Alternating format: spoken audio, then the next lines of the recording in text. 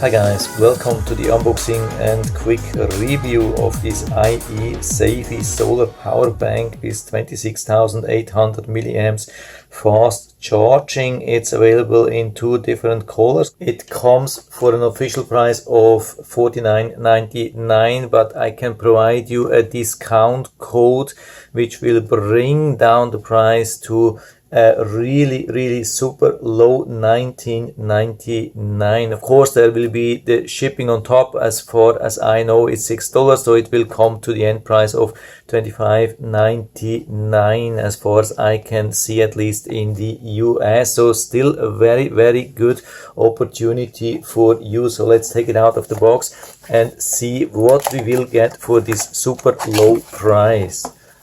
So here's the thing, nicely protected, comes with this hook here, which even comes with a compass. Of course, it's not a very sophisticated solution, but for me, definitely looks like it's working. Then we have this charging cable, micro USB, and this instructions manual. But I think we don't need that except from the specs. And here we have them. I hope you can see that. I hope it's focusing nicely, but I'm going to show you everything anyway. So here we are. The solar panels are on top of the power bank. As you can see, we have even this hook here, and so the panels are secured with this velcro strap here, and so we can open that. Of course, I've been already talking about this a lot, but I still need to repeat that because it's very important. If you want to rely on a solar power bank, you need more than one panel. I mean, one panel is okay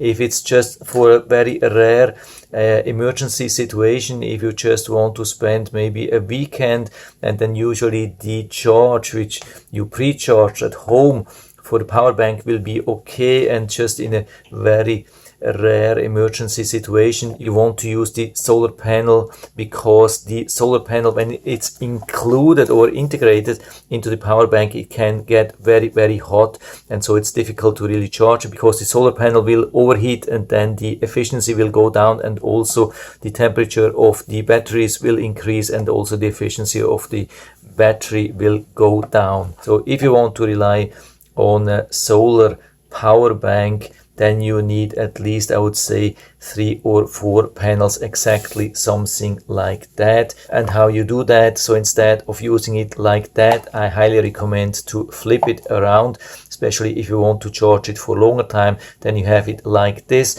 You have these 3 solar panels, and then you have the electronics and the battery nicely protected. It gives you even a little bit of air for some ventilation, and like that you can easily leave it in direct sun even when it's hot. Absolutely no problem, there will be no damage. But if you would leave it in direct sun, especially in a hot environment like this, in direct sun, this thing could be damaged. So this is definitely the thing which we want. So let's look a little bit more in detail. By the way, I would say everything is really nicely fabricated, mounted, all the stitches, all the seams, everything. I would say it's really in good quality. This is also very important. Sometimes we see these panels that they are rather cheaply glued, and then they come off, or so. Here it looks like it's pretty good.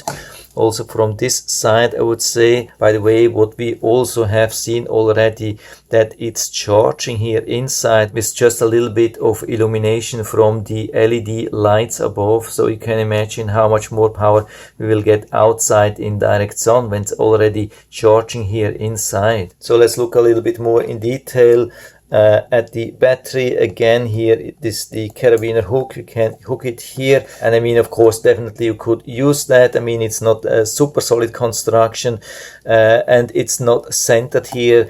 So if you want to hook it on a backpack, it will be always a little bit leaning. So it's not perfect, but still at least we have this option. So let's look a little bit more at the ports here, which we have to charge or charge other things from here. When we charge the power bank itself from the wall charger, it shows about 1.2, 1.3 amps. So it should charge pretty fast. I mean, not super fast, but I would say it's still decent. But of course, then more important is how much power we can get out of this power bank. So let's start this here. We are pulling already more than 6 watts here. Let's go up to 10 watts. Let's go back to the amps. Yeah, 2.3, 2.4, even 2.5, 2.7. Yeah, now I think the voltage is dropping. Yeah, I would say in this area we have still 4.4 volts. When we go to high, drops to 4.3. So let's see how much amps we have. Yeah, I would say at around 2.3 amps is the maximum on this output here. So you can also see that we can use both output at the same time. And so of course when we test this here, we can see there is no quick charge. I mean, no official quick charge, no PD or so, nothing like that supported. But I mean, still we get 5 volts normal standard USB output at 2 amps or a little bit more. And then of course the question is, how much can we pull when we have 2 devices here parallel? So let's start on that. So we have now more than 2 amps in total. Now you can see we are at 1.5, 1.6, 1.7. We had a cutoff here.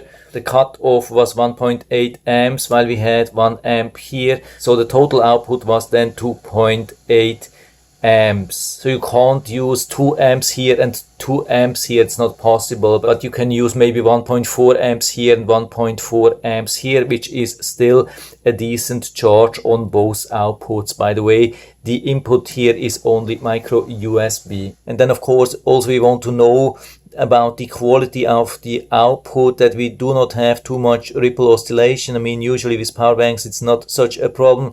Maximum which would be allowed usually is 100, and here we are at 23, so pretty low. And so that proves that we have good quality components here inside. What I also wanted to mention, that we have a nice protection here. It's pretty thick and it's attached to the housing. This is exactly what we want, so we can easily close and make it somehow waterproof. But of course it's not protected like for submerging, but still I would say it should survive a decent rain shower with this really good protection here. And then we have the power button here on the side. When we push short, we can see the charge.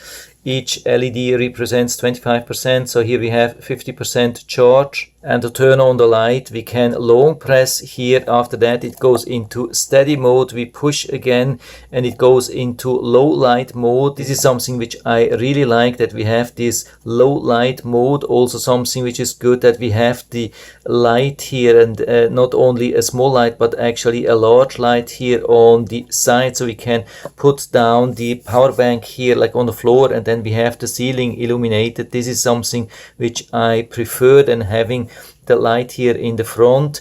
And when we push again, you can see it goes into automatic SOS, 3 times short, 3 times long, 3 times short, really good. And we push again, then we have this strobe, and we push again, then it turns off. So I would say overall a really nice power bank with solar panels, something which you can use for even more than just for a weekend or so. If you're planning to be outside for longer time in the woods and you don't want to carry large solar panel, this could be perfect for you.